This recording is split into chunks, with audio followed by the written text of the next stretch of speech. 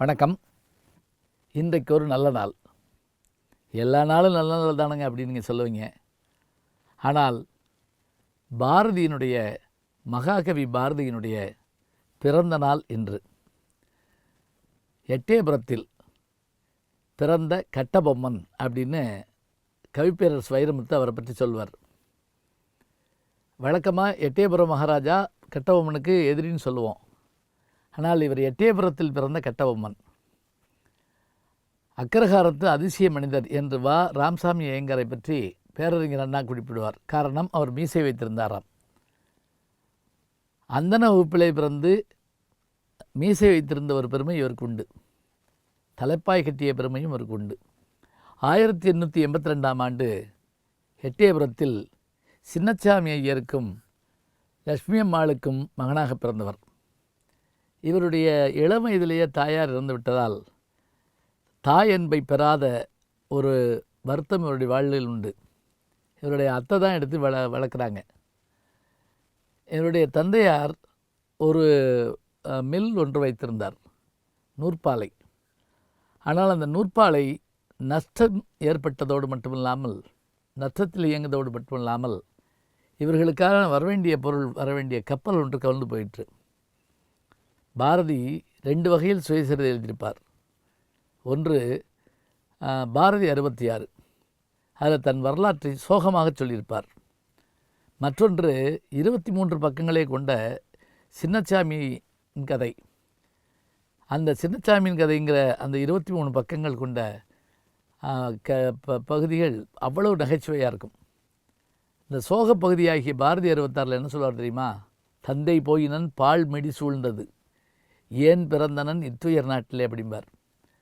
பிறகு அத்தை வீட்டில் போய் அவர் அங்கே காசியில் 4 வருஷம் இருந்தார். சிறு வயதிலேயே இவருக்கு கல்யாணம் ஆயிடுச்சு. செல்லம்மா பாரதி திருமணம் பண்ணி வைக்கிறாங்க. 4 ஆண்டு காலம் அங்கே இருந்தார். அவங்க மாமாவுக்கு இவரை பார்த்தாலே பிடிக்காதான். ஏன் தெரியுமா? இவர் மீசை வச்சுருக்காரு, தலைப்பாலாம் கட்டிருக்காரு அப்படின்னு. ஒரு நாள் எட்டயபுரம் ஜமீன்தார் அங்கே காசிக்கு வந்திருந்தாராம். அது மார்கழி மாதம்.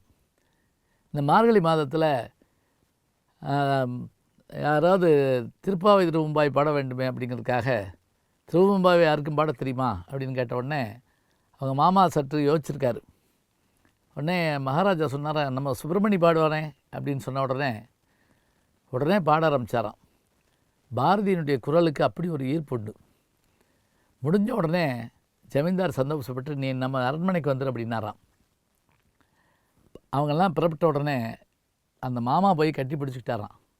நாங்கள்லாம் ஆசாடு பூதிகள், நீயே உண்மையான பக்திமான், உன்னுடைய புறத்தோட்டத்தை கண்டு நான் ஏமாந்து விட்டேன், நீரே உண்மையான பக்தி கொண்டவன், பெருமையுடையவன் என்று பாராட்டினாராம். எட்டயபுரத்தில் பிறந்ததால் தமிழ், பாளையங்கோட்டில் படித்ததால் ஆங்கிலம்,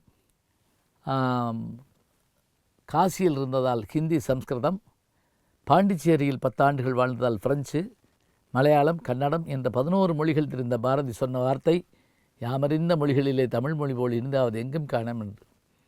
அத்தகைய பெருமை மிகுந்த பாரதி, நாட்டுக்குழைத்த பாரதி, கவிதை, கட்டுரை, சிறுகதை, புதுக்கவிதை என பல முயற்சிகளில் ஈடுபட்ட பாரதி. தமிழ் பத்திரிகை உலகில் முதல் கேலி சித்திரம் கார்ட்டூன் போட்ட பாரதி. பாரதியை பற்றி அடிக்கொண்டே போகலாம். அது மட்டுமில்லை, அவர் எழுதிய 30 காவியங்கள், கண்ணன் பாட்டு, பாஞ்சாலி சபதம், குயில் பாட்டு, இதற்கு இணையாக ஒன்று சொல்ல முடியுமா? அதிலும் குறிப்பாக தேசபக்தி பாடல்களும் தெய்வீக பாடல்களையும் இவரைப் போல யார் பாடியிருக்கிறார்? வீரமான பாட்டா? அந்த பாட்டுக்கு ஈடாக எதை சொல்ல முடியும்? காலமா மடத்தில் அண்ட கோலமா மதத்து மீது காளிசக்தி என்ற பெயர் கொண்டு ரீங்காரமிட்டு உழவும் ஒரு வண்டு. அதே பாரதி தான் காதல் பாட்டு பாடுகிற போது, கண்ணம்மா என் காதலி, கண்ணனன் காதலன், கண்ணனன் கைக்குழந்தை, கண்ணனன் தாய், கண்ணனன் அரசன், கண்ணனின் தோழன் என்று பாடியிருப்பார். குயில் பாட்டிலே விரித்துரைத்தால் வேதாந்தமாகும் என்று சொல்வார்.